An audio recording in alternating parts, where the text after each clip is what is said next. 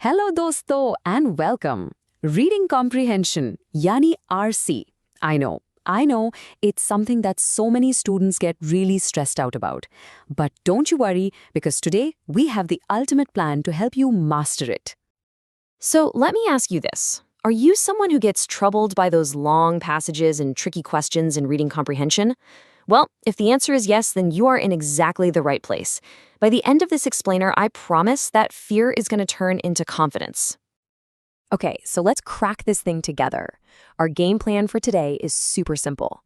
First up, we're going to learn about 5 common mistakes that we all need to avoid. Then, we're going to practice 2 passages together. And finally, we'll review the answers and check your score. Are you ready? Let's go. So first things first, let's talk about that fear of RC. You know, that feeling you get when you see a huge wall of text? Well, that fear usually comes from making a few simple mistakes that we really shouldn't be making. So let's look at the 5 most common ones. Okay, these 5 rules can literally change your entire approach. Rule number 1, and this is probably the most important one. Always read the questions first and the passage later. This way, you know exactly what you're looking for. Then, don't get stuck on tiny little details. And please don't try to memorize the passage. Just try to understand it. If a passage feels way too difficult, just skip it. Your time is precious. And the last rule, and I can't stress this enough, the answer is always hidden inside the passage itself. All right, we've got the rules down. Now it's time to actually apply them. Chalo, let's practice. Here is our very first passage, and it's all about history. Make sure you're noting down your answers as we go. History plays a key role in helping the current generation to know where they came from. It also helps us understand the transformation that the society has gone through. By knowing your culture, you are placed at a better position to preserving it. History is such an important subject and plays a very vital role when it comes to shaping our society. Why is history such an important subject to study? So here's our first question. According to the passage, why is history such an important subject to study? Take a moment, think about it, and hey, why don't you pause the video right now and drop your answer in the comments? Let's make this super interactive. Okay, let's move on to the next question. How is history beneficial for the current generation? Try to remember what was said right at the beginning of the passage. Question number 3 is a nice and simple fill in the blank. History is the study of future, present, new, or past events. Come on, this one's a gimme. Question 4 asks about the role of historians based on what the passage says. So look at your options carefully and choose the one that fits best. And the final question for this passage, out of these 4, which statement is true? Go ahead and lock in your answer because we're about to jump into our next passage.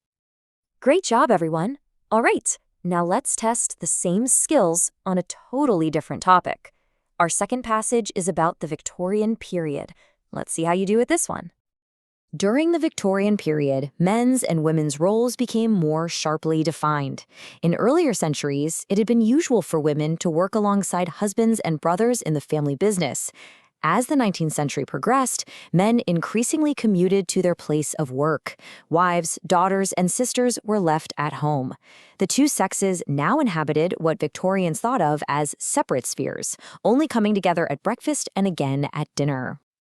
Okay, first question from this new passage. During which period did men's and women's roles become more sharply defined? I mean, the answer is literally right there in the very first line. I really hope you spotted it. Moving on to question 7. In which century did men start commuting to their place of work? The passage gives you a really clear hint on this one. And here we are, the last practice question for today. The passage talks about separate spheres. So what exactly constitutes these separate spheres? This question is a brilliant example of why it's so important to understand the context. All right, the practice session is officially over. Now for the moment of truth. Let's review the answers and see how you did. And remember, it's not just about what the right answer is, it's about understanding why it's the right one. Okay, let's quickly break down a couple of these. For Q2, the answer was B, know where they came from, which was stated directly in the first sentence of the passage. See? It's a perfect example of our golden rule. The answer is always in the passage. You don't need any outside knowledge. Now, look at Q8, the one about separate spheres. The passage ends by saying, the two sexes now inhabited what Victorians thought of as separate spheres. The answer, D, was right there. This just shows why you can't just skim, you have to understand the context. Go ahead and check your other answers. So, how many did you get right out of 8? I'd love to know, so drop your score in the comments. So, what did we really learn today? You know, it's not just about getting the right answers, it's about building the right method, the right strategy. Let's quickly summarize the key lessons to remember.